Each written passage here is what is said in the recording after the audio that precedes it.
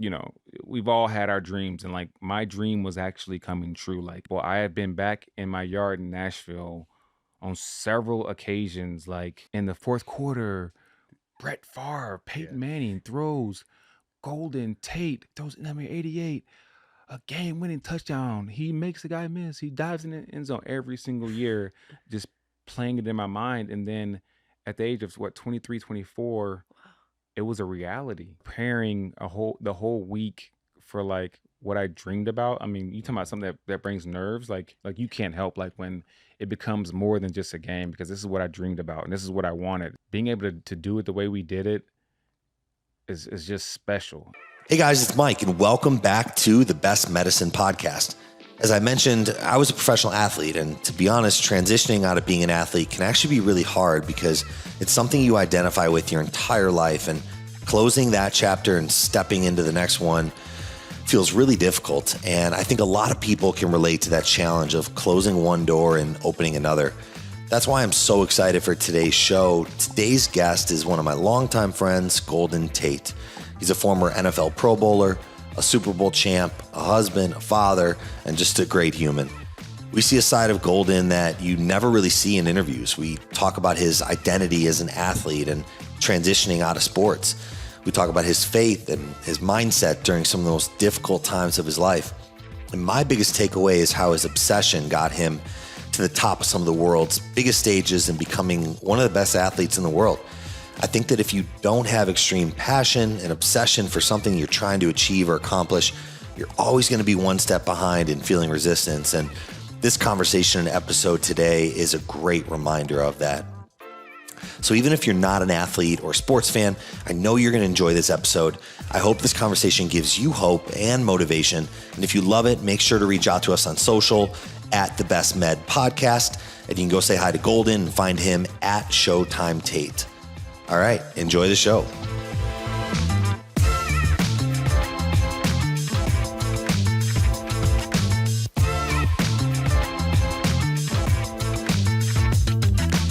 I was actually going to ask you earlier, you're talking about baseball.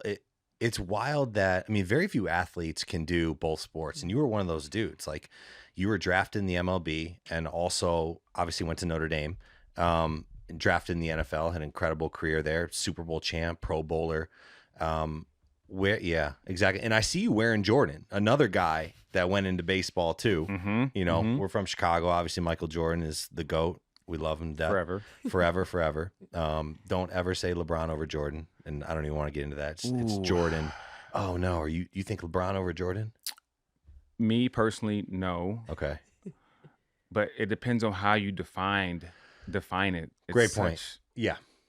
That's a good discussion too, by the way. Yeah. No, we'll go down that rabbit hole later. Okay. Angie knows all about what we're talking about, but Michael Jordan. I'm more curious about, and I don't think we've ever really talked about this, like kind of what your childhood was like. I know, you met my dad.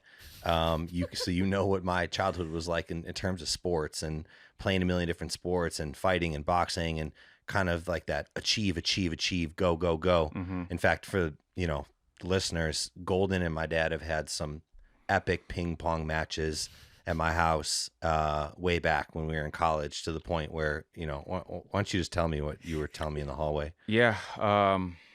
Wheaton. The only reason Wheaton stands out in my mind is because Mr. Lee absolutely used to beat the brakes off me on the ping pong table.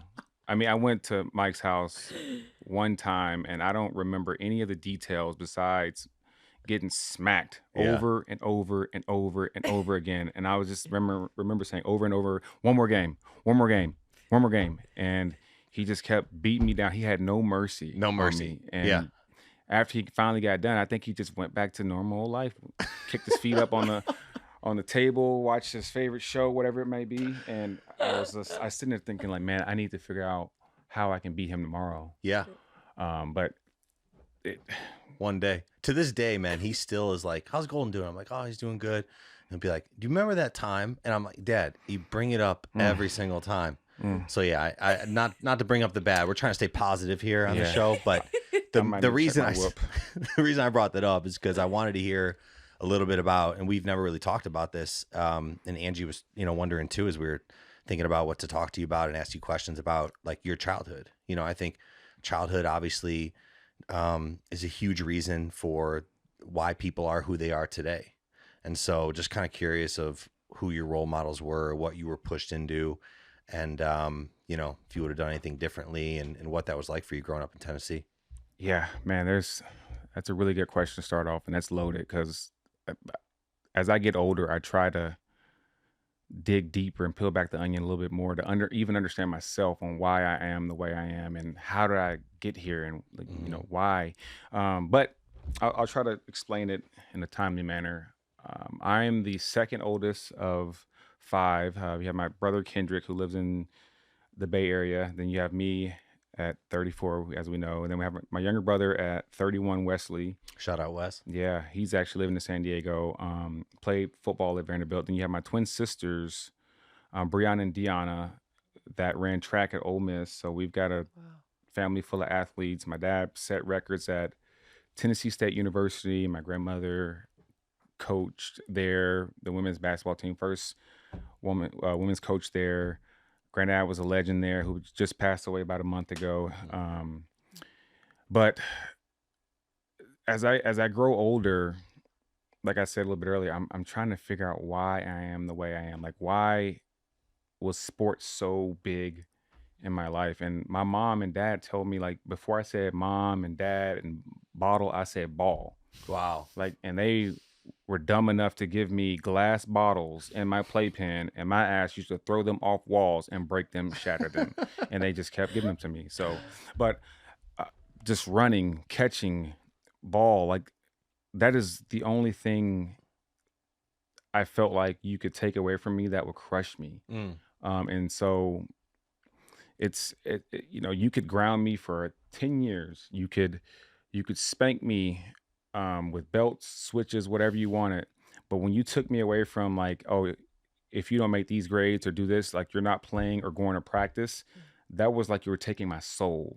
Wow. And I remember that because that was where, you know, and we had, as every family, we had our issues that as a kid, I didn't know that they were issues. It was just, that was my life. Sure. And, you know, as I start identifying feelings, and I have to, because now I need to be responsible for my kids and my wife emotionally. I'm trying to figure it all out. And so that's, you know, I look back and I would get in trouble, or mom and dad would have issues, or grandma and grandfather have issues. And, like, I didn't pay it any attention. I just went to thinking about football and baseball and wanted to go play outside. And I was ignoring my feelings because I didn't want to ever set myself up to be hurt. And so I didn't want to rely on people to hurt me, I guess. So I would just always go to sports. Yeah. It was your outlet. It was like your escape. Yeah. And I look back and, like, I don't remember specific emotional, like, moments. Like, my parents were divorced at a pretty early age. And then my mother was dating someone who, you know, moved in for a while, right, shortly after. And I don't remember, like, feeling one way or another, or even really asking questions. And so it's kind of been like something that I'm still learning. And so the reason I'm saying that, I've been reading this book.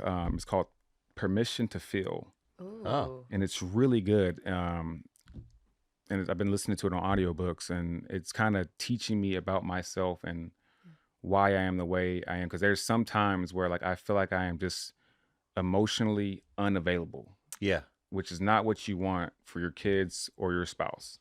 Like, physically there, but I am emotional, not in a place or to be supportive or understand what you're going through.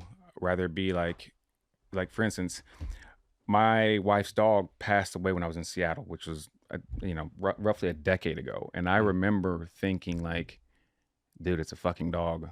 Okay. It's a dog. And she'd had him for Shadow for 15 years. Took him to school.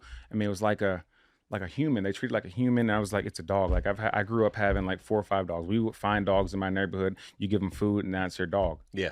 And then we would move, and we would leave the dog there, which I would not advise anyone to do now. And I feel bad because I understand, but that was just my life. And so when the dog passed, I was like, she like sat in her room, cried when we were just dating. I'm just like, sorry. Like, Yeah. I couldn't even get down there with her. And as I grow older, now it's more important for me to be emotionally available. So been working on it. Yeah. That's massive, that transformation. I mean, the first thing I think of when you talk about that too is like life after sports, right? And very few human beings know what it's like to be a professional athlete, and you have such a short window, right? And your body tells you no before your mind does. 1,000%. Right? And 1,000%. You just said like sports is your escape. It was the one thing you love. So now, where are you in life, and what do you think you can do to kind of replace that? And I still struggle with that. I mean, we have an incredible company, Soul CBD, that we started, and that gives me purpose. And the podcasting is really fun and cool, but dude, and you've been to some of my fights, there's no feeling like walking out of a tunnel and thousands of people are screaming. And for me, about to hop in the ring, and for you, about to go play in a Super Bowl, right? Mm-hmm. And now you're going to live another 70, 80 years maybe, dude. Like, Hopefully. how do you fill that gap? And like, what do you think that does for your like identity now? It's tough, man. It is tough. And I think about like God's timing. I'm just thankful that he put that on me where he did.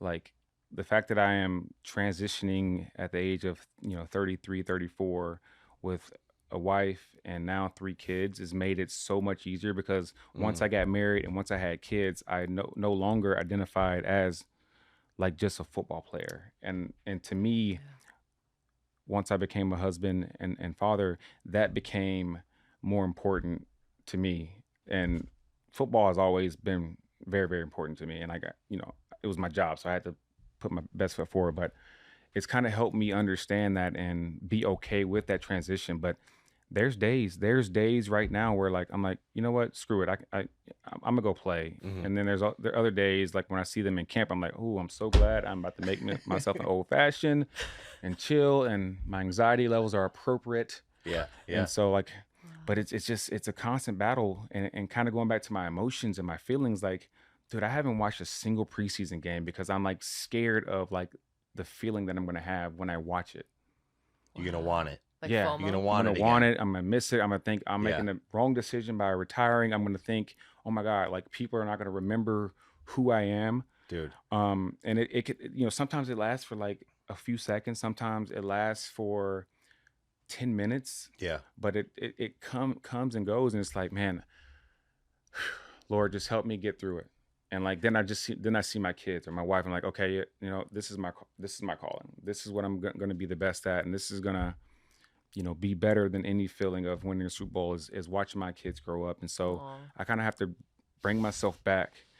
But it's hard. It's hard because I mean, you gotta think, you've been playing football. I've been playing football and sports since I was 4 or 5 years old. Yeah. Every season, and for the longest time, it was just sports, fun. Go score touchdowns, catch fly balls, hit home runs. Look forward to practice, and then you get to the league where it's a job. It is a job, and the grind is serious. Like Sundays, I will never ever like get over that. Like that's the breakup that I will never get over, because like Sundays and Monday nights and Thursdays are spectacular. Like you said, walking out MetLife, CenturyLink at the time, having 60, 70, 80,000 people cheer for you, watch you on TV. You have a good game. You get on your Twitter, you see people showing you love. Like that will never ever like get old, and I'll miss that. And as much as you don't want to rely on like people, patting you in the back and tweeting at you, like you love that, especially when you have good games. And when you have bad games, like, man, I'm deleting the app. I'm not checking this shit. Yeah. But like, that's what I'm gonna probably struggle with. But how's your health right now? I mean, I know Mike took a beating, no pun intended, and has gone through a lot. And I was asking him that about you. I was like, how is his body? How's your joints, your brain? Like what? I mean, you've been hit a lot, right? Oh yeah. But I also, as the Yak King, I try never to get hit. You can tackle me, but you're not gonna hit me and just knock me out. Actually, I saw some film. Do we want to pull it up? So check it. So last I night, started I Googling kind of you. want to pull this up because that's hilarious. You're talking about this. Angie's like, she doesn't know football at all, and she started Googling some of your highlight videos, and there's one where literally you like, I think it's against Tampa Bay. If we can pull it up, Brian. It is. Punt return. It's No, a punt it's- return. Yeah. And When Angie's you made like, every guy miss. you just press play right there. And I want to, It's pretty badass. I'd love to hear, Angie's reaction. I can't stop your- watching this. It's right after Ready, this. watch. Dude, I'm gonna be honest. I'd never even seen this. It's after this one. I didn't even do anything right there. I just No, kinda, you didn't. But it's on the high. Right, Here it here is. goes. Ready? Yeah. Holy shit. A little blurry, but Okay. He's like you're like a ninja. Yeah. Oh, Yeah. whoop. Nope. Okay, these like 6 guys are on you. Nope. Whoa, he just busts through this. Woo! Oh my gosh. yeah, Oh that clip. She my was like, gosh. I was "Oh terrible. my I mean, God. I was a sprinter. I was a gymnast. Like, I look at that through. I wasn't a professional athlete, but like, I was an athlete growing up. That shit's really hard. Like, holy shit! How did you do that? How did no one hit you or get you? Did you rub yourself down with like With some butter olive or- oil? They Hey, just slipped off I you. did everything. Well, so that first answer to your question is my health. Like I've been blessed to be on the field and available for the majority of my career, and that's one thing I took a lot of pride in is being available and reliable. Because you can't make what's the saying? You can't make the squad in the tub or something like that. You're saying if you're injured, you can't be playing. Yeah, like I just took so much pride and like I'm not the biggest guy, I'm not the fastest guy, I'm not the quickest guy, I don't run the best routes, but I like to think that I have like something that you can't even teach. And that's just like the will. And I think that's what separated me, along with like identifying, like people told me I was too short my entire life and you couldn't do this. And, you know, if I was 2 inches taller, I'd probably have, I don't know, $20 more million in the bank, but it's okay. But I took a lot of pride in just like always catching the ball, and like anytime I touched the ball, like there was a chance for me to be spectacular, or there was a chance for me to do something just crazy and unorthodox. And there's a lot of times I would look at highlights that I did, like I don't know what I was thinking, how I did it, because it was something I never practiced. It's just I just, when I got the ball in my hands, like I just tried my ass never to get blasted and to try to score touchdowns. And it was part mentality and part like just understanding like what makes me me. And so been blessed not to have too many like injuries. I'm used to playing hurt.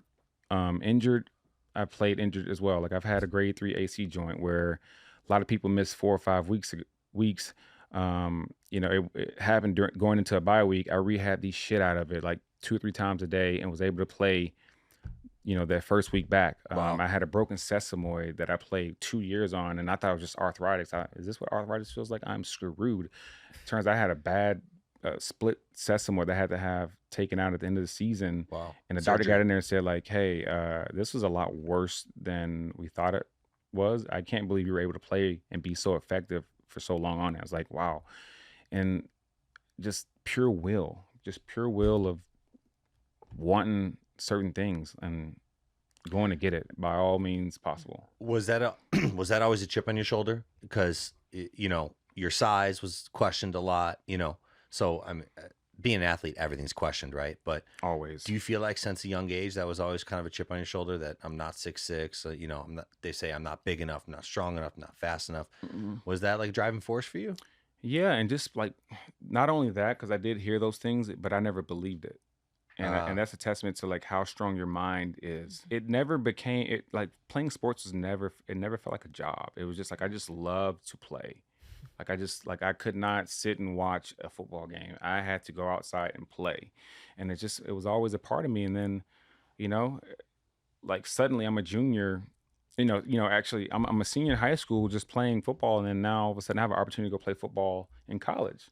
Oh, cool. Never really thought about it. I just love playing. And then I get to college, and I get to my junior year, and I win the Blitnikoff, and suddenly I am going from just like looking forward to my senior year and finally living off campus to, oh, you're entering the NFL draft, and being drafted in the second round. And just like mentally I was immature, but I was always, for a long time, I was the best athlete on the field every single week, no matter who we were playing. And I felt that way mentally. Like I would look at people and be like, dude, this dude's not better than me who's playing before me. But mentally they had an edge because I relied on athleticism so much that I would, like, if I could do it all over again, I would take better care of my body, because I was all about like being out on the scene. And you know this, like I was always out hanging out with hockey guys, the band people. Like I was always out there, and then. But you'd still perform. Yeah, like Yeah. Wow. The Hawaii Bowl, the only bowl as a Notre Dame athlete I went to, which is mind blowing. I won co MVP, and me and Jimmy Clausen like on Thursday. We'll say the game was on Saturday. I don't know. On Thursday night, we were at Senor Frogs having one of those tall ass drinks Yeah. and just getting hammered like, You oh, just whatever. feel immortal. You know? Yeah. Yeah.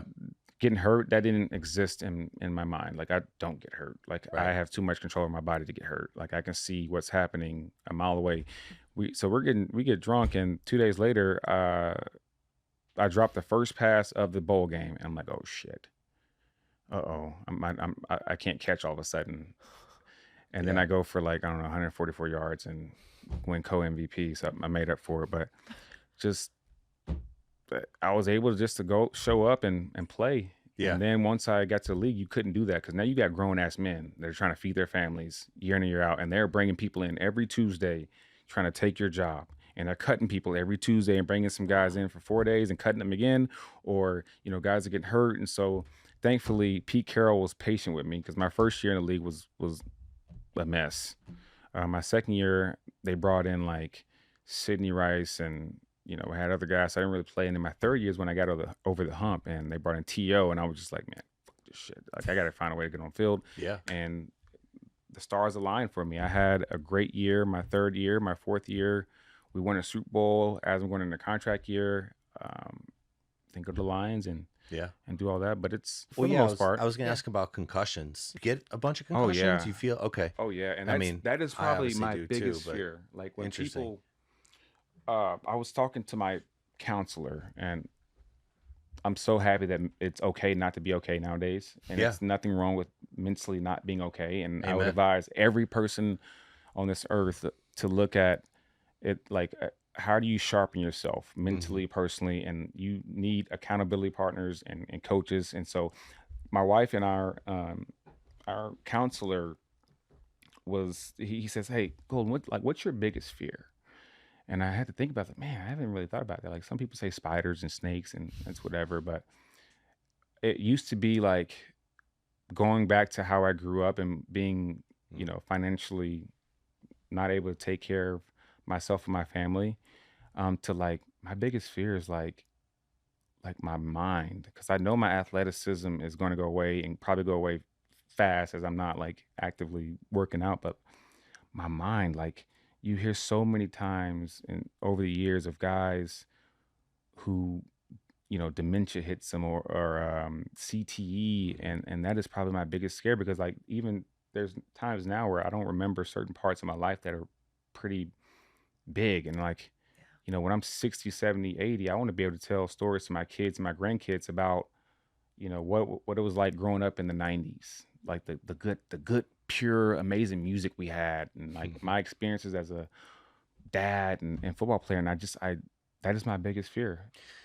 It's funny you say that, and I'm glad you did, because that honestly is my biggest fear too. Now, I start to worry about that, and I try to do things to mitigate it with like health, and I bought a hyperbaric chamber, and Good. I think I got hit in the head probably more than you, but Absolutely. still, dude, what people don't talk about is like concussions gave me mood swings. I've dealt with depression. I've dealt with a lot of different things, and I worry that one day I'll be 60, 70, and God forbid, like Alzheimer's and all that. And the problem is, like, worrying without action is pointless, right? Absolutely. But at the same time, I think at least just like talking about it and athletes kind of being open about it, I think is massive, because then you start to think about, okay, what can I do to try to heal my brain a little bit? But that shit is really scary, especially now that you have kids, Absolutely. I mean, and speaking of your kids, do you think that you would put your sons, for instance, in football or a contact sport? Like, I know that's super controversial topic right now, but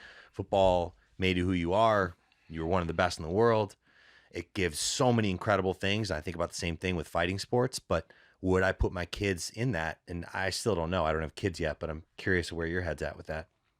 I battle with this one too, and I ultimately, I think, time appropriate, I will let my children play.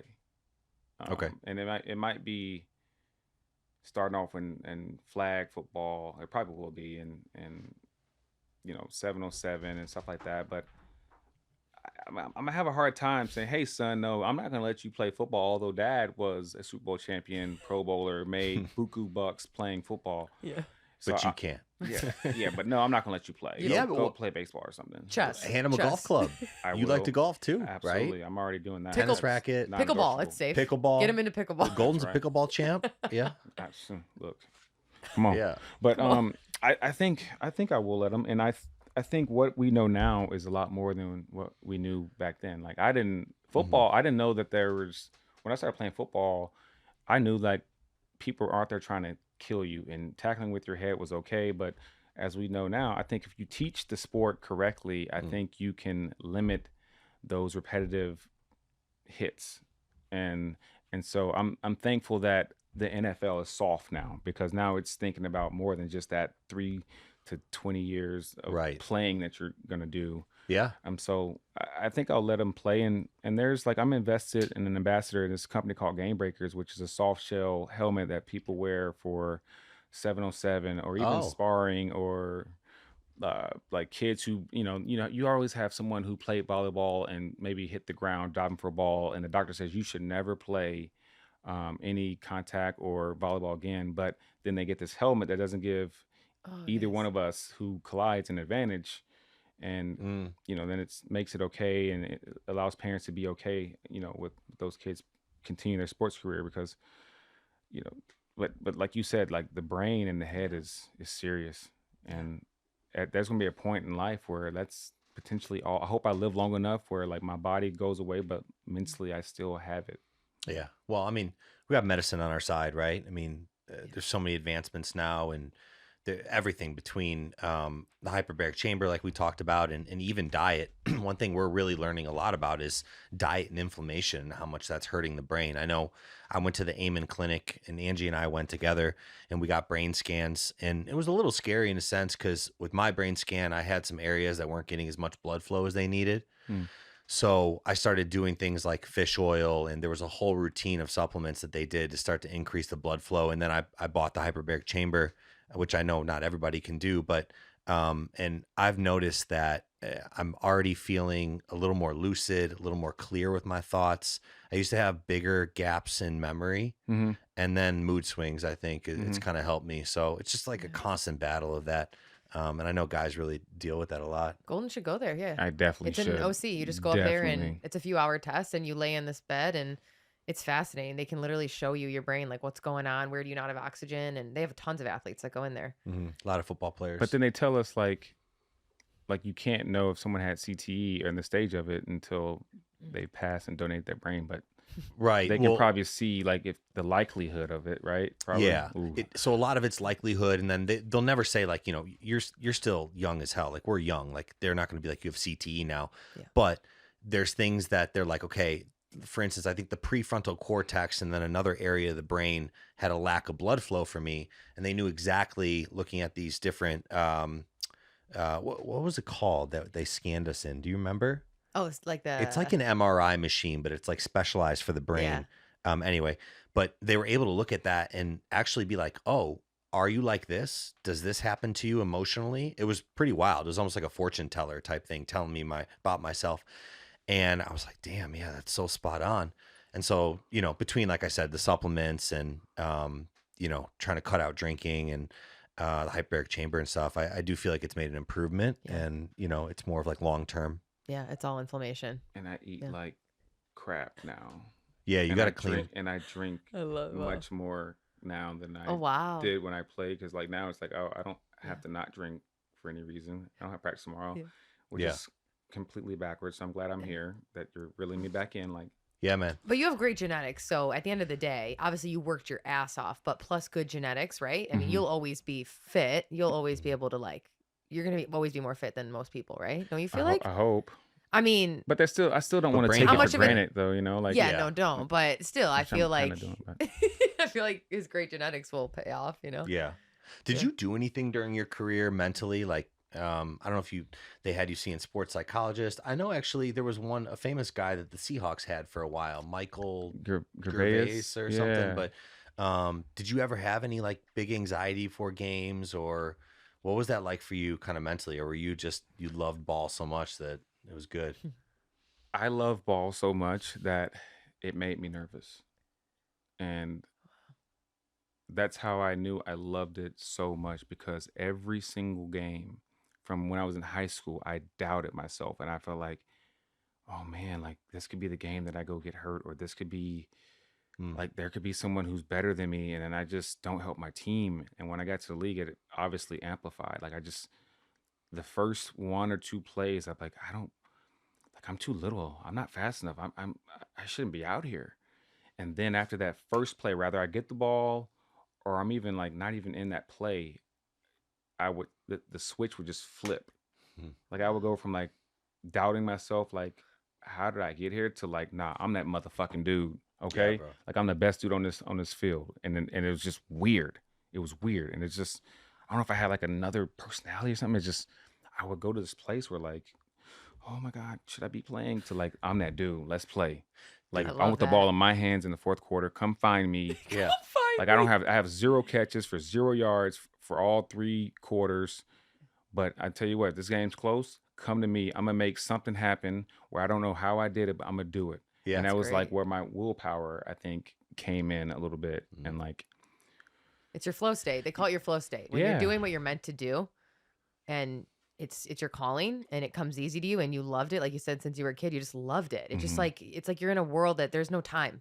Like I'm sure when you did that play, time, you don't care about anything else. You're in a zone. You're like almost like blacked out, right? Yeah. When you're rushing down that field like that, like Yeah. nothing else in the world matters. things slow You don't down. know what anyone else is doing. Like Yeah. it's called the flow state. Artists have it, creatives have it, musicians have it. They just don't even know what's going on. They're just like in this space. That's like your zone of excellence. Like that's when you find what you're meant to do. And so Yeah. it's your calling. Like literally, it's your calling. She's the same way when, Angie puts on these events for women where she has, last time right before the pandemic, she had like 2,000 or 3,000 women come watch her speak, and she gets up on stage and she's like doing her thing. And I'm in the back, like basically crying. I'm so proud of her. But beforehand, That's sweet. Oh. you're nervous as hell, dude. Yeah, I'm Like, going to shit my pants. she's going to shit her pants. It's the same feeling. And dude, it's the same feeling for me in the ring. Before I would jump in the ring, I'd like doubt myself. Am I going to lose tonight? And as soon as the bell rang and I got hit once, or I hit once, I was like, same thing. I'm the baddest dude on the planet. And you had that switch. I saw it in her in terms of like backstage I'm the being baddest nervous. girl on the planet. But when you get on stage, dude, like it looked like you belong there. Wow. That's the best way to describe it. I would sit back and watch, and I'd be like, this is where she belongs, Yeah, it's weird. It just feels right. And it's crazy to think 30 minutes before that, you were about to like shit yourself. Well, I would have really shit my pants if I had to run down and these guys were running at me. I'd be like, get off me. Ah. So What you guys do is scarier, okay? but what you did was scarier than what I did. So someone put it like recently, like over the last 2 years, and it clicked to me. Like they said, all right, well, if you're nervous, it's one of two things. It's one, you love what you do, or two, you're unprepared. And I was like, Wow. which one am I? And I think we all three can say this confidently. It was just, we love what we do. Yeah. And like, it is so important to us that we prepare so much and put so much time into it, and almost obsess over it. Yes. Hey guys, what's up? It's Mike. I'm popping in here to tell you about my absolute favorite Soul product, our Alert Focus Caps. If you're dealing with any morning fatigue, brain fog, or just relying on coffee throughout the day to get you by, I got you. This is a doctor-formulated product that's been proven to increase focus, energy, and concentration with our proprietary blend of a handful of adaptogens, nootropics, and plant extracts. Some of the ingredients we use are lion's mane, mushrooms with neuroprotective effects that reduce brain fog and improve memory. We've got B12 in there, a brain-boosting vitamin that can improve mental clarity, increase energy, and boost mood. We've got all-natural caffeine from green tea extract with CBD to stop any jitters. And finally, one of my favorites, we've got a phenomenal blend of cordyceps in there. This is a powerhouse mushroom that's gaining popularity day over day because it increases oxygen uptake in the brain and increases blood flow to the brain, which will help you fight mental fatigue. You're going to feel alert and dialed in without the jitters, I promise you.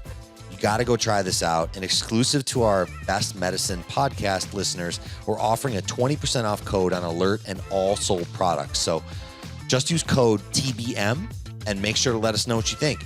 We've got over 6,000 five-star reviews now, and I'm so proud, and I stand by the quality and efficacy of our products. So go use code TBM at mysoulcbd.com and enjoy. Yes. Yeah. It's funny when you just said that word, because as you're talking, I'm thinking you were just obsessed. You're obsessed. And that's what made you so great. You're obsessed. I love that word because some people hate that word. Yeah. The best in the world are obsessed. That's all you thought about. I mean, yeah. you had to be, right? Like you think Yeah. about, you talk about, obviously you're a gifted athlete, but there's always going to be a stronger, faster, bigger guy, and especially Without a wide doubt. receivers. You were definitely one of the smaller guys. So you had to push yourself and do things that other people weren't willing to do, right? Mm-hmm. And that just comes from will and heart. Mhm. And I always wonder if that's something that's innate, if you were born with that, or if that's something that like maybe your parents taught you or sports just taught you. I think it's probably a little bit of both.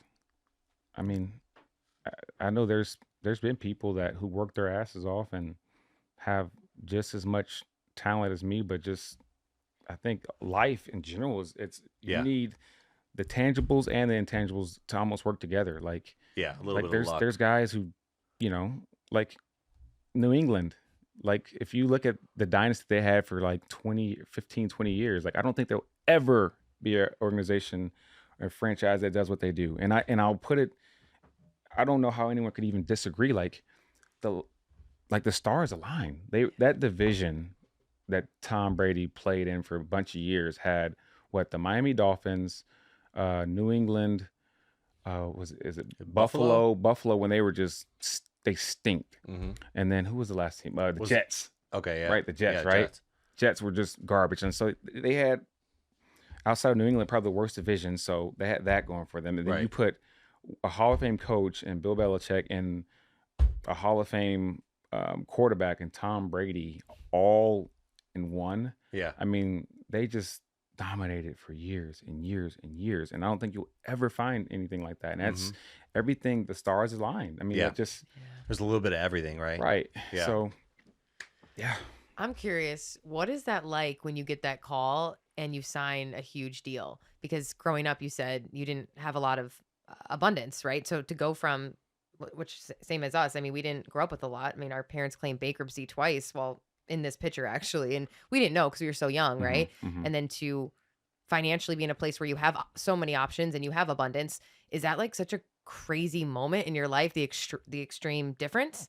Like, of holy shit, I grew up without this and now I'm gonna never have to worry about anything ever again. I'm gonna have so many options. Like, what is that moment like? Is it surreal? Is it overwhelming? Is it It's is it awesome? it's mixed emotions, because I mean there's a lot of different emotions, honestly. Like it's like you want to cry when you get that first call, like Todd France calls him and say, hey, the Lions want to offer you 5-year deal for like $34 million.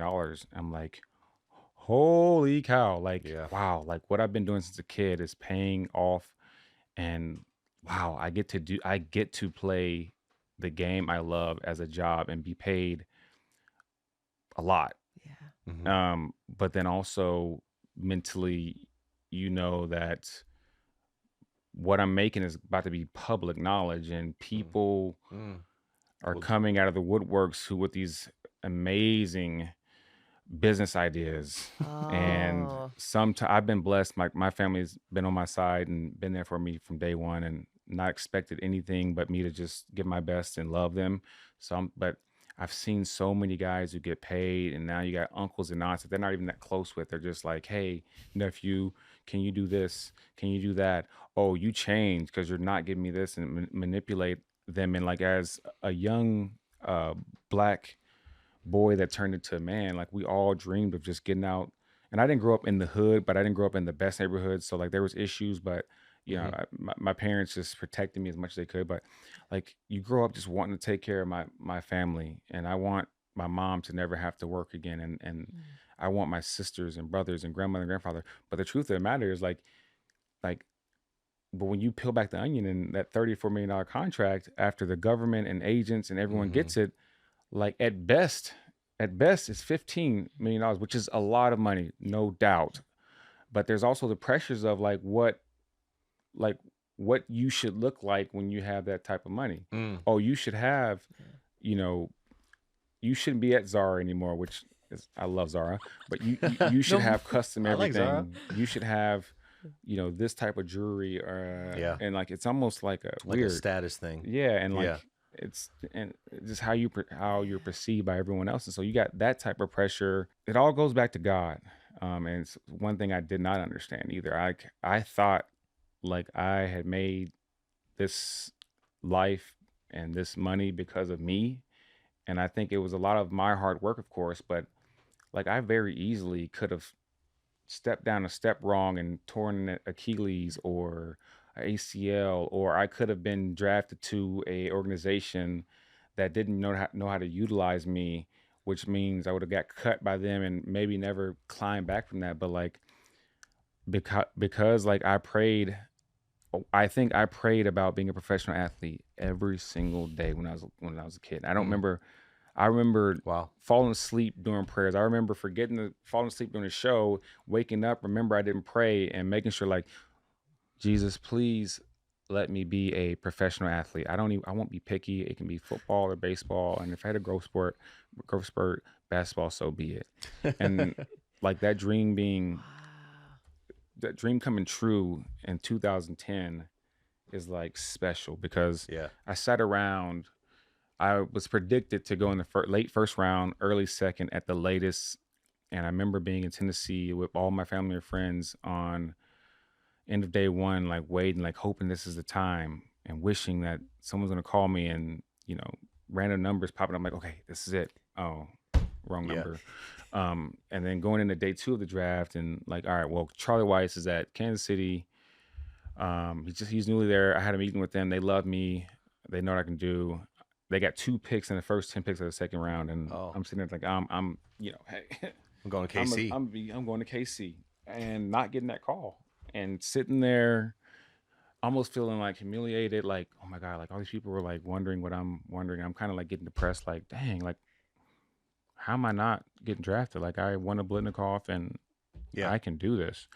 And then finally I get that call, second round, 60th overall pick, and I remember one for very first second, like been like, yeah, the other 31 teams, y'all are screwed because I'm gonna make y'all pay for this for one. But then also just being so thankful that like my time had come, and not understanding about timing and all the intangibles and tangibles, like just being thankful, and nothing mattered. It didn't matter if it was the 7th round. It's just I was thankful that my opportunity had come, and then just things worked out. Like if I would have played my first year there, like it might have mentally messed me up some way, because I've seen guys who just get forced, like first rounds, be forced to play, and they're just mentally not ready, and just end up busting after 3 years, and they don't play. But Pete Carroll took his time with me.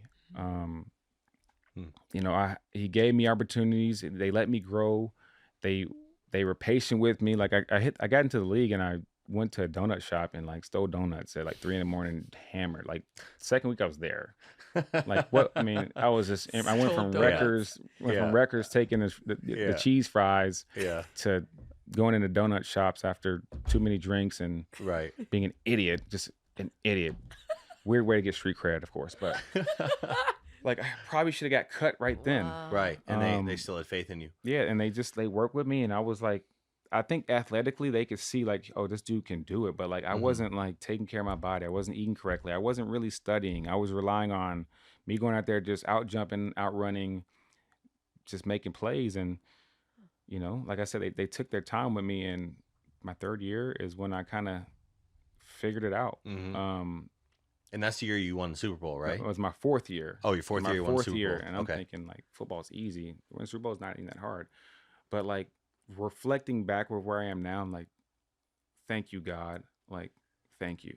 Yeah. Because you could have given me some type of injury, injury, or I could have got hurt, or something could have happened where I wouldn't have made it this far. And like back to what I was saying, like I just thought it was me and my preparation, but it's like his blessings and his plan, and there's nothing that I can change about it. And I'm just thankful. I'm just thankful that God was patient with me, and his grace and love is so strong that at the time I couldn't understand, why am I not playing? Like I'm the best player on this field, but it was like, it's okay. And I noticed like I had my best years at Notre Dame is when I started being more in the Bible Wow. and having a better relationship with God. I remember my freshman year in college, I was like, all right, I'm an athlete. I'm just gonna go out here and play. Didn't play. Then my sophomore year, they brought in Michael Floyd, a 5-star, and they had Duval Kamara, who's also a 5-star, bigger guys. I'm like, dang, I'm not gonna play again. But so I said, I'm gonna go to church.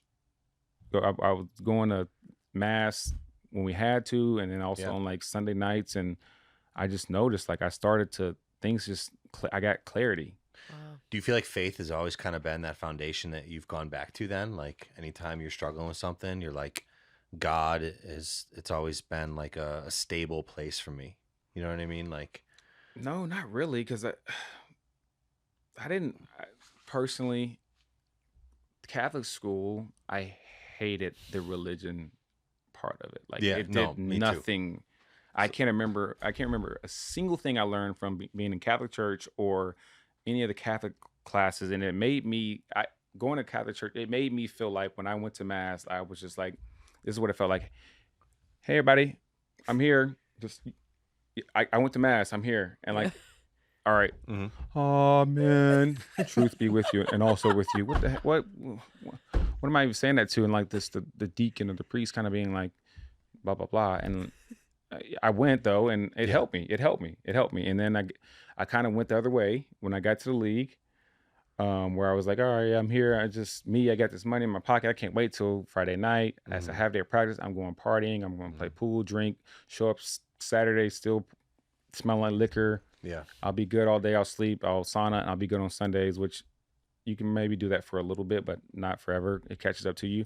And I'm getting away from my faith, and then meeting some of the people who kind of formed me in my life now, Chad Veach, Judah Smith, Jason Kennedy, and just remember, I never forget that.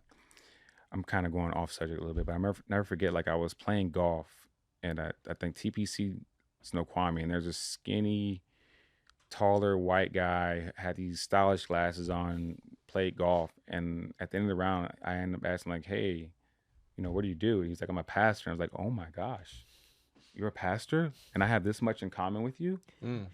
You're just like me, like you sin and you are normal. And because I think if you don't know God, you think like people who do love Jesus are just so much better and they just have life figured out more than you. And that's not the case at all. God wants to meet you exactly where you are. And a true Christian that's humble and loves Jesus is going to accept you for wherever you are in your journey and not judge you. So I remember thinking like, oh my gosh, like you're cool.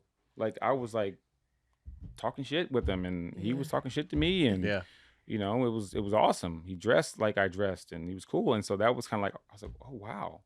And so I started going to church and started realizing like, it wasn't about learning to me, like what the priests were saying or the amens. And it was all about relationship.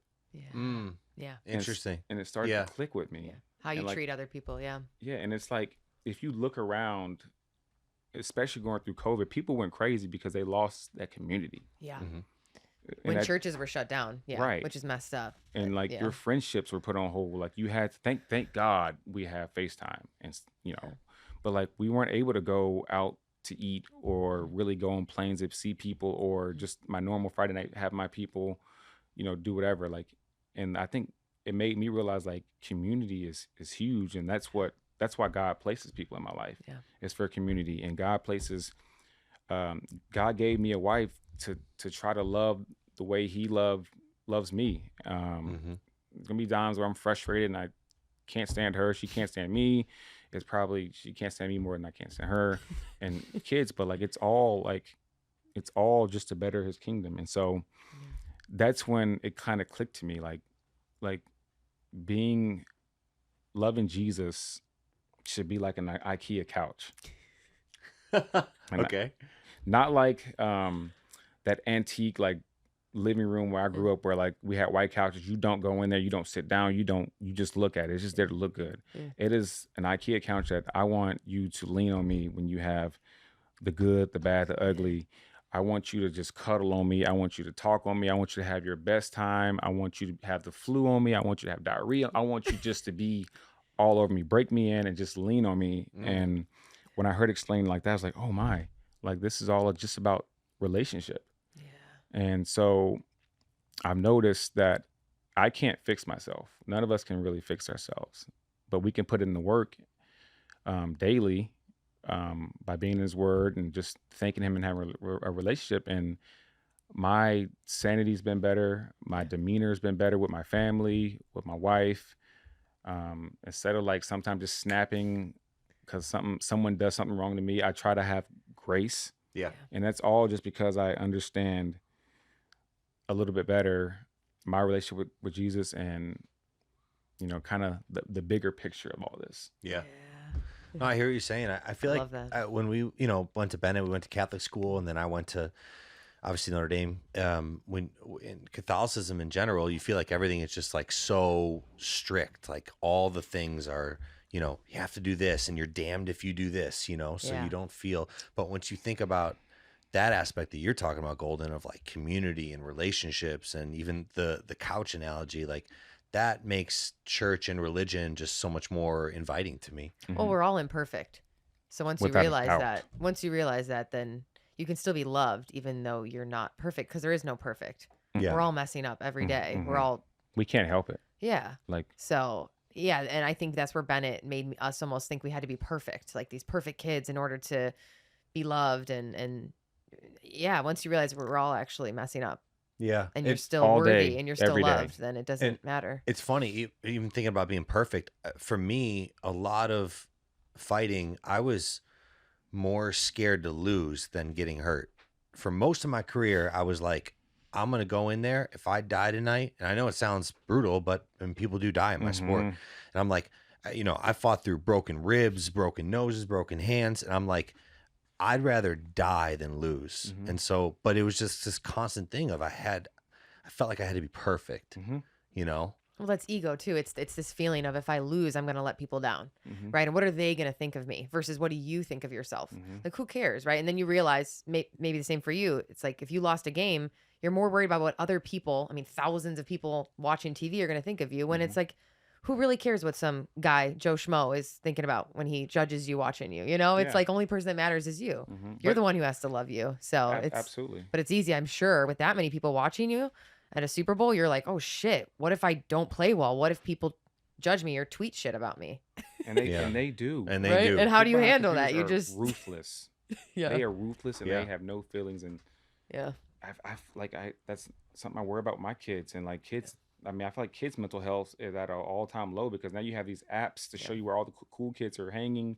You have all these apps and social medias that just like tell you what's cool. And I think our leaders and our people who have leaders project this perfect life, because that's what, like, no one's really true. I mean, you do have people who are vulnerable, and I've seen you be vulnerable a lot, which is amazing for our young women. So keep that up. Yeah.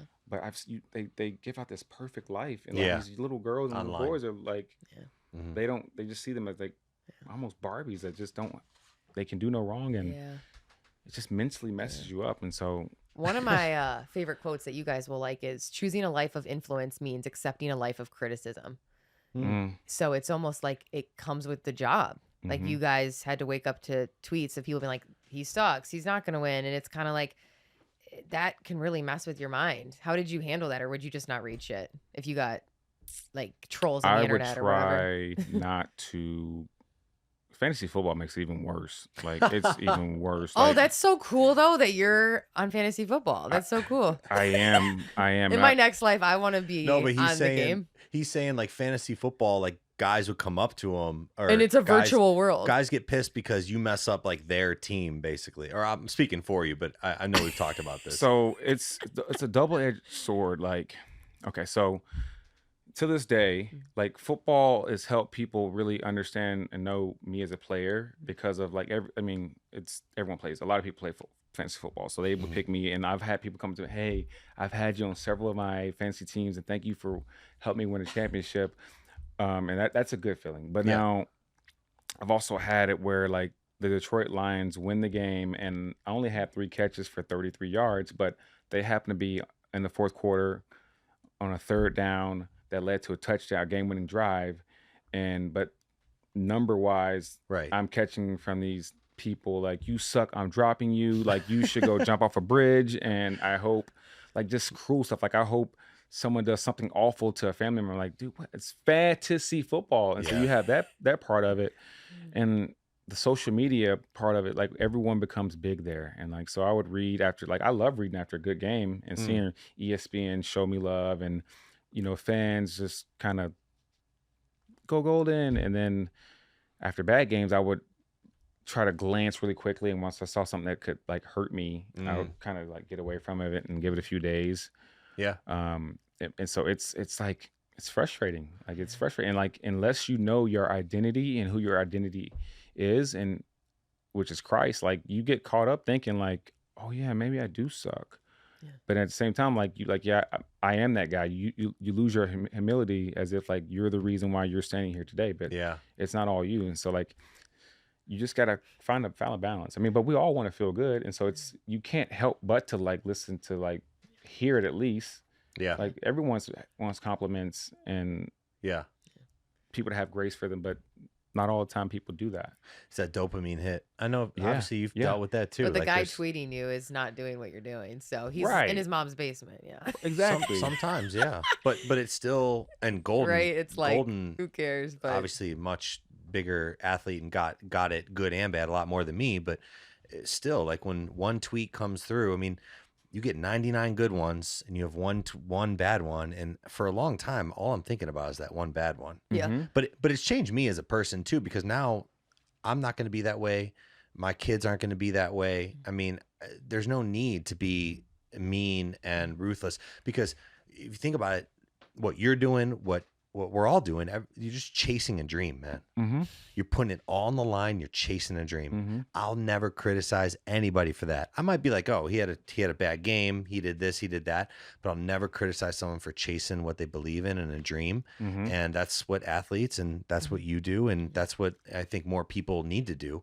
Unfortunately, they're afraid of failing. Mhm. So And I'm sure you've experienced it too, like where you give Yeah. like this amazing hour and a half speech that no one could do. Like you're on stage by yourself talking an amazing substance and everything, and maybe I don't know, you slip up and stutter or something, or you say something that people don't fully understand it, and instead of talking about the 2 hours yeah, or the hour and 58 minutes Yeah. of good that you said, they focus on that 2 minutes and they seek you out yeah, to point out your flaws. Like, why? yeah. mhm. Why? Yeah, I mean, a lot of guys, especially, I think dudes are just jealous of dudes that are right. Every little boy wants that dream. Every little boy wants to win a Super Bowl, so they're jealous. So then they're like, "Ooh, let me find a flaw in him." And yeah, I think it's we all don't have enough self-love, so then it's like we want to bite someone else, right? Mhm. But again, if you know that you've chosen a life of influence, you've accepted that with that comes some shit. But it's usually never someone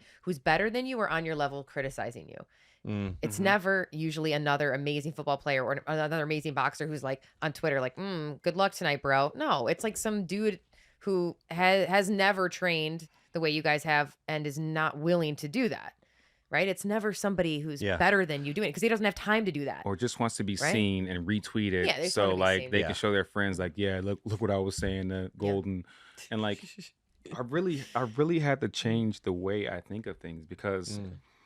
like I'm working on this word grace, and trying to see the good in everyone some way, although like I think what you're doing is very ugly and uncalled for and you're an idiot. I tried to tell myself and no, like I know Jesus loves you just no more no less than he loves me.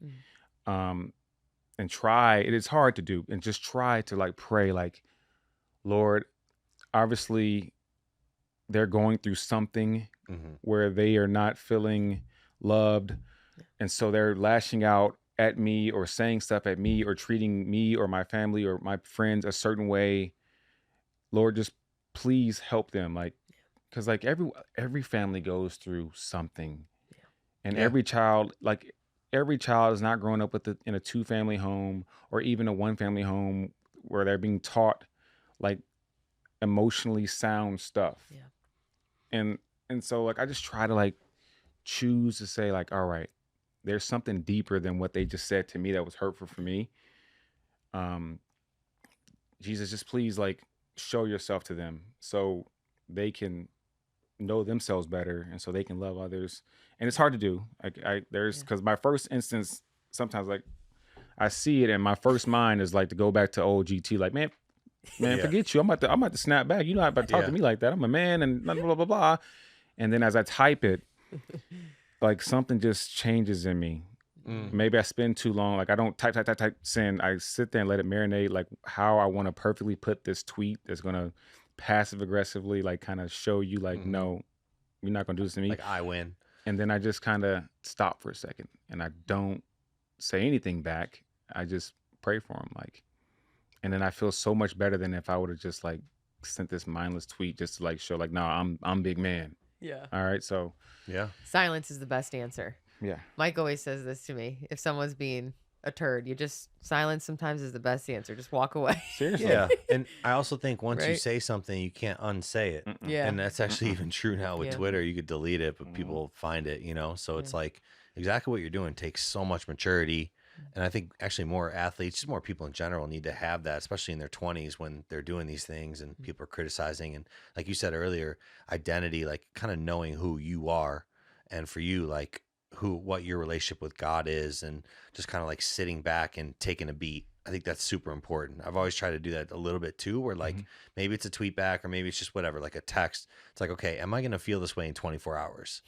And if I still feel that way in 24 hours, then okay, maybe it's got a little bit of validity to it, but most likely 90% of it is going to go away in 24 hours. My like anger towards it. So without a doubt, because Right. at the end of the day, like if you act on just feelings like every day, like your life is going to be an emotional roller coaster. Yeah. Like I could be on 10 in happiness because I'm with my friends and I just want to hug you right now. And the moment I walk out of here, I could go into depression, or someone could cut me off and I have road rage suddenly, or I don't know, I go get a burger, which I should do for inflammation now.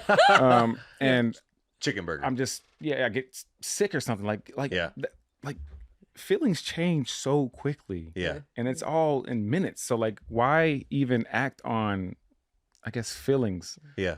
you know, like This you is why gotta go- microdosing is great. Yeah. Well, Go deeper, you know? It probably took a long time for you to get to this, point. And so, through all the ups and downs, I'm sure it kind of made you the man you are today. And I'm kind of curious of what you see as like next steps. I know we were talking about a little bit earlier before the podcast, but what do you, obviously you're a husband, a father, but what do you see kind of like the next 5-10 years looking like if you think like that? Like what's life now after sports? Because are you officially retired, or are you kind of, you leave the door open? How does that, I don't know how that works in the NFL. I haven't officially like retired. Okay. But I think I'm pretty close to it just because I'm not preparing as hard as I did. And that's how I know I am probably okay with being done. Right. But Small chance your body, because like you said, your body feels pretty good. yeah. Okay. What would have to happen for me to play, honestly, is the team that I thought was going to win the Super Bowl called me and said, hey, we need you in like 2 to 3 weeks. So you need to like grind it out and get strong enough where you don't go out there and hurt yourself. And we need you to come out and do this. And we're going to utilize you. That would have to happen. Like if you call me today, I'm not in a position to play, and I'm going to go out there and embarrass myself. And that's the last thing I want to do. So I think I'm done. But I might not be, who knows? But anyway, so the way I see the next 5-10 years, if we're talking about my plan at this moment, is like, I want to get in broadcasting. Nice. I want to stay close to the game, talk football, maybe even step into the podcasting world, because I'm kind of like feeling this vibe that we're doing right now. Yeah, This it's is fun, dope. right? I like this. This is Golden's show now. Well, dude, your entire career, like it's all like short form. It's almost like gotcha. It's like just talking about the game. Like that's what's cool about this right now. Like you're talking about some things that a lot of people need to hear, and it only can happen when you're talking for an hour and a half. You know? Yeah. So I mean, Yeah. I don't know. I mean, that's what my immediate plan, but it's something I'm constantly praying about. Like, take me where you want me to go and to affect whoever you want me to affect, because it's crazy. Like I never used to talk about God this much. I mean, I always believed, but like it's like that right now I talk about my kids and God a lot and Mhm. sports, and like I feel like it's always on my heart to like, even if only one person views this, if this helps them, then Yeah. you know, I did my job and what God wants me to do. So I'm just, yeah, just trying to ask bad. him like what he wants me to do, because it's easy to just plan out my life, and I think we all want to plan out my life and do it the way I want to do it, and that's sometimes the hardest road. Like I have this plan of doing this, that, and the other, and like, oh my gosh, it is so hard. And all you had to do is say yes to, like, trust in God, and he kind of directs you right Yeah. down a path that's amazing, fulfilling, and everything. So trying to just have a relationship with him, just like I have a relationship with my siblings and my parents and my friends and my wife, especially my kids, like talk to them. Like this is a partnership, so Yeah, that's your new team. That's your new squad, right? yeah, I like yeah. that. Is those 1, 2, 3, 4? 4 now? Wait. Yeah. So you have three kids? Oh, if my wife, 4. You're and 5. my Yeah. 4. I'm trying of to add 5. them all up. That's a Yeah, starting I know 5. I know, think right? it's so beautiful and cool that you love being a dad so much. Like, I just think that's awesome to hear from men. And I think more men are coming out talking about that. Like, they love being a husband and a dad. And Mike's not ready for that season yet. But I always tell him, I'm like, you're going to find, I just know he's going to love it and be so good at it. Like, he's No so doubt. loving. He's so empathetic. He has so many good skills to be such a good dad. And right now he's not ready. It's a little scary, It's like, shit, that's going to be a lot of responsibility, which it is. But I just, it's cool to see guys who are like doing it and they love it, and it's brought you a purpose in Yeah. addition to football that is probably so fulfilling, and I just think that's awesome. It is fun and frustrating, and I'm sure you want to kill him it sometimes, but tests your patience, because my 4-year-old right now just thinks she knows everything. she does. She's 4. And she tells no, I'm the parent here. You better take your little butt in there. Lord, I'm about to beat her ass if she don't go to her room right now, or she don't finish this food. Yeah. I don't like mac and cheese. You ate mac and cheese 2 days ago, and you loved it. And I remember you saying, "Daddy, I love this mac and cheese. Yeah. It's the same mac and cheese." And she's so cute, so it's hard to probably yell at her, right? Because you're like, oh, you're cute. The cuteness only gets you so far, and then that leather needs to step in. So one of the things we've been asking people, so we're gonna call, most likely, or 99% there, we're gonna call the show The Best Medicine. And the idea is, because obviously we're in health and wellness, entrepreneurs, athletes, but we want to ask everybody what they feel like the best medicine is. And the way I articulate that is like, what's the best medicine for you in terms of the thing that has gotten you out of the darkest times in your life or gotten you through tough moments? And just for you personally, like with Angie, laughter is the best medicine. She's just goofy. So, for you, is there anything that comes to mind with the best medicine? I think, based off how this entire conversation, I think Yeah. everyone can probably guess it's just God. And I still need to do a much better job. I'm still far from being where I need to be, but I just know, like, when I rely on him, there's times where like I go into situations like, God, I don't know what I'm even going to do here. Like, how do I get out of this situation? Or like, there's no way I'm going to like be able to do this. And as I ask him and talk to him, he just provides a way. It's just like, it's weird. Like, just doors just open up. And it's just like, part of me is like, why? Like, why do I deserve this amount of grace? And why wouldn't you do that for this person? But like, it's just, man, like that's why I get so sad when I hear about people who commit suicide for, being mentally unwell or just feeling like I can't take this anymore. And I just like to think about it like, bro, sis, like, okay, you're 25. You've made it through several thousands of days of like being okay and getting through it. Yeah. Like, why'd you quit today? It just makes me so sad. And like, I'm tearing up a little bit thinking about it, but like, man. And even for those people who don't know Jesus, like, I'm not trying to push him on you. Just investigate. Like, Yeah. just go. That the book, like, I never thought in a million years I'd like reading the Bible. I'm like, and that was the reason why I always went away from it. But like, the Bible is talking about everything that's happening thousands of years later and all the same problems humanity is dealing with. It's talking about it all and predicting some of the things that are happening today. Like, and it's just, man, like, I just feed your soul. So Feed your soul. Mm-hmm. I love that. Yeah, I love that. I love We say that asking all the people this time. question at the end Yeah. because it gets me amped up. Yeah, It does. It Because gets me now I pumped. need to talk to God and do breath work. Well, Mhm. it's it's believing in something bigger than yourself, and exactly like Golden said, like people that are dealing with suicide, mental health, which is so much right now. It's like, you got to find something that's bigger than yourself. I don't know what that is for you, but when maybe it's kids, maybe it's God, maybe whatever, but you got to find something that's bigger than yourself. Mm-hmm. Your I think why. your Figure out why. what your why is. Exactly. There it is. Yeah. What is the Tony Robbins quote? If you have a strong enough why, you can find any way how. Mm-hmm. That's it. I love that saying because it's true. If It you have a is. big enough why, whatever that is for you, you'll figure out a way to do it. So, Yeah. dude, it's been awesome having you I don't on the want show. this to end. I do Yeah. not want this to end. Can Well- Oh, we he have much to loves talk it. about? Yeah. He wants to keep chatting about life. I love it.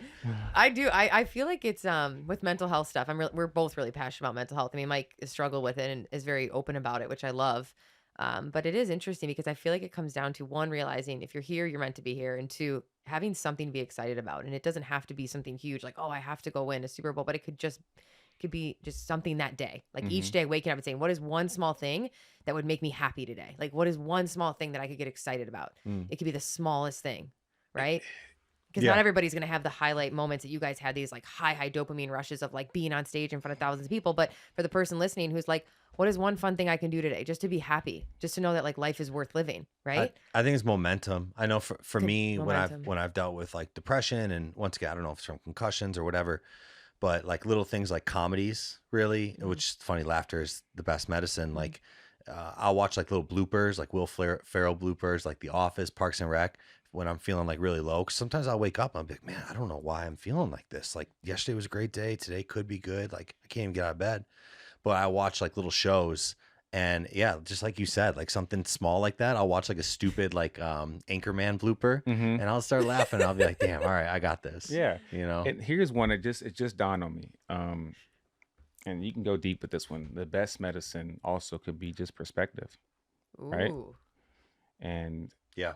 if we think about like our situation and like we as Americans and just probably just people all over the world, like we have so many excuses for why us, and we have so many reasons for like why I'm sad and why this happened to me. But look, on your worst day, something good happens, Yeah. Mm-hmm. right? Yeah. And so on these days where like I get cut off, or I get fired, or my spouse or my partner is getting on my nerves, like instead of like dwelling on the bad of like, oh, this happened to me today, this happened, like, okay, well, yeah, these happened to me today, but man, I was able to have a really good breakfast today. I heard my favorite song. Like write down every single day, like 10 to 15 things that happened today that you did well, or that made you feel something that you're not used to, whether it's happiness or being content. Like write down the positive instead of like coming through the door after work. Well, my boss just really pissed me off at 8:30 this morning. Well, hell, it's 5:30. You tell me nothing good happened between 8:30 and 5:30 to get you out of that funk. Yeah. Like maybe you had maybe I had a nice peaceful lunch. Yeah. Like I like that. I saw my favorite bird Yeah. like fly. I love that. I mean, whatever it is, just like find good stuff on your not so great days to focus on, and I promise you, your overall mental health will be better. Now, there's definitely medicines and other things that doctors can help you with in ways to deal with that, but like perspective. That's a good one. I love I that. never thought of that. Perspective is the best medicine. No, That's really yeah. good. And the way I think about that too is like where we are in America Yeah. versus like, I mean, I've been to Bangladesh and some third world countries. You get a lot of perspective when you go there. So I'm not saying we're perfect by any means, but yeah, you got it good. If you have running water, you're good. I also think health, and health is everything. Mhm. As bad as Yeah. things are going, if you can work on your health, I think that's because when that goes, sometimes it's like, damn, that gives you perspective. Yeah. Mhm. When you're injured or you're really sick or whatever, especially with this pandemic, like you realize like that's some of the best perspective you can get is health is everything, man. It's all you got. I think it's cool that since you were little, you were well, I guess it's manifesting or law of attraction. You were saying to yourself every night, I'm going to be a professional athlete. That's of course why you became a professional athlete. Every single day, can you imagine when you were little going to bed saying, I'm going to be a professional athlete? You're telling God, or some people think universe, like that's what you want. It's like a vision board. Mm-hmm. If you say something every single day of your life, or you look at it, it's 100% going to happen eventually. Mm-hmm. Yeah. The fact that you were doing that when you were little, that's so cool. Yeah. Wow. Yeah. Like, that's amazing. You almost knew, like you had to visualize it. Mike does a lot of visualization before his fights. He would literally visualize going into the ring and what it smelled like and looked like and like how he was going to hit the guy. Ooh, I'm finna hit him with this one. Right? It's going to knock him clean. Did you ever visualize before you went on the field, or were you just like, go?